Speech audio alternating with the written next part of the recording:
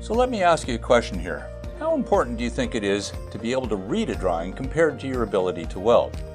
Possible answers are more important, just as important, almost as important,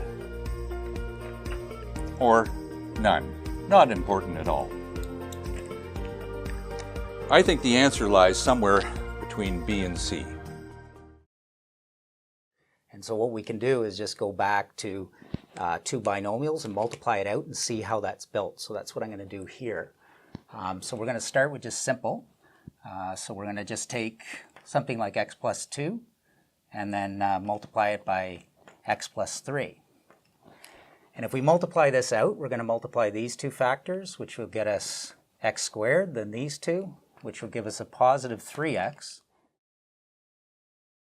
Okay, that might help get the ideas out. Okay. So again, the assignment is an interview. So from the interview, I'm looking at, well, I want it to look nice, so visually appealing. Okay. And I'm also thinking that I really want them to be able to address a current event. So here, let's just say current event. My name is Dan Havercroft, and today I'm going to be talking about some cost estimating. Okay, so now we're going to talk about the offset building. The foundation has some corners taken out.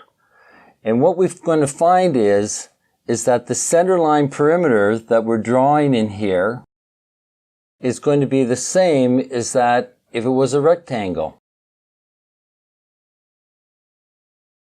So I can see that the control now is going to be a lot more effort right through the project, and even the execution of the project can be even more enormous as well. You can see now if we have a project that's defined at a certain time frame that the execution can actually run beyond that. We can start to increase our budgets, we can increase the scope. This is where the project can start to sort of vary, and it won't be great for us overall. This is a traditional universe table. We always start with zeros, we always end in ones. And if you take a look at this, you can see that here all of the inputs are 0, here all of the inputs are 1, and here in between is every possible combination of that. All right, I'm back. I just needed to get rid of that and make myself some room. And the instructions are fillet welds, both arrow side and other side, and in this case they are